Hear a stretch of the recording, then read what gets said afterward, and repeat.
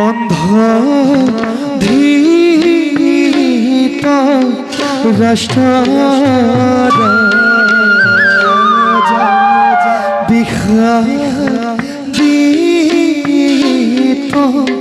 মরা আরে অন্ধ ধীত রাষ্ট্র বিখ্যাত মরা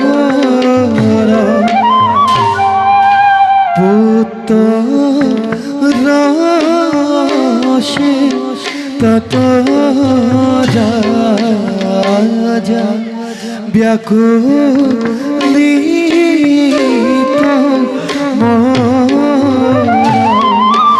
আরে রাম হরি রাম হরি বুদা খরব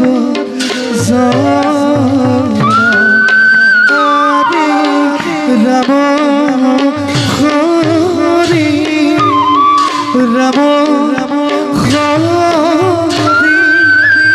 বুদা খরব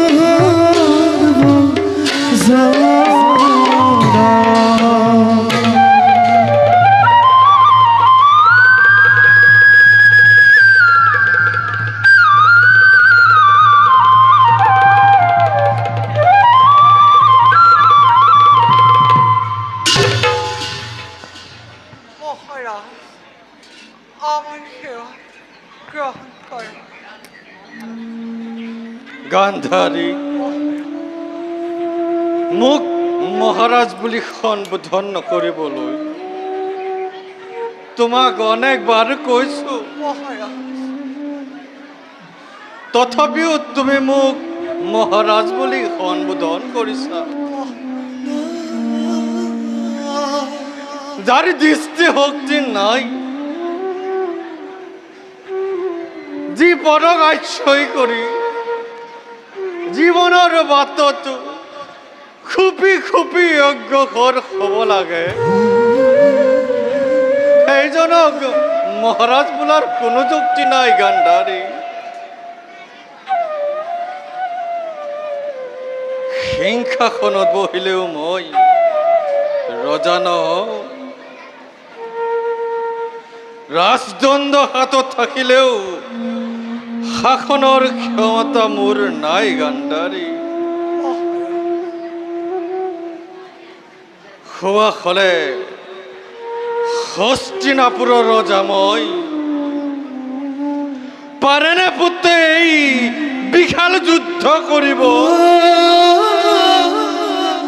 কিন্তু না আপুনি জানো আপোনাৰ পুত্ৰক বুজাবলৈ চেষ্টা কৰিছে সি নুশুনে ৰাণী মহাৰাজ সি মোৰ কথা কেতিয়াও নুশুনে কিয় নুশুনিব অভিমানী হলেও মোৰ দুৰ্যোধন অবিবেচক নহয় আপুনি তাৰ পিতা জন্মদাতা নিশ্চয় আপোনাৰ কথা শুনিব মহাৰাজ আৰে তুমিও তো তাৰ মাতা মহাৰাজ পুত্ৰই যদি পিতাৰ কথা শুনিব পাৰে মাতাৰ কথাও নুশুনি নাথাকে গান্ধাৰী কিমান বুজালো কিমান চেষ্টা কৰিলো কিমান অনুনয় বিনয় কৰিলো সকলো মিছা হ'ল মহাৰাজ মই কি বুজোৱা নাই মই তাক কি বুজোৱা নাই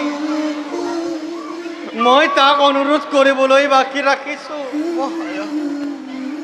কতদিন কাষত বহুৱাই কেঁচুৱাৰ ল'ৰাৰ দৰে গাত হাত ফুৰাই ফুৰাই কিমান বুজালো দুৰ্যোধন যুদ্ধ নকৰিবি পাণ্ডৱ তোৰ পৰ নহয়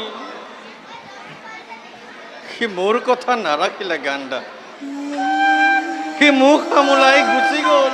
বিশ্বাস নহয় মহাৰাজ, কেবেশ্বাস নহয় গান্ধাৰী, আপোনাৰ কথা। পুত্ৰ বাধ্য। এতিয়া দেখিছো ধৃতৰাষ্ট্ৰক জন্মান্ধ বুলি, বৃদ্ধ পদাৰ্থ বুলি নাই নাই মহাৰাজ, বিশ্বাস নকৰিবলৈ শিকিছা গান্ধাৰী। অভিনয় নকৰিব মহাৰাজ। এই কুৰুক্ষেত্ৰ ৰণৰ বাবে কৌৰৱ পিতা আপুনি, সেইবাবে আপুনি বেছি দাৰী মহাৰাজ। শাস্তি দিয়া ৰাণী, শাস্তি দিয়া।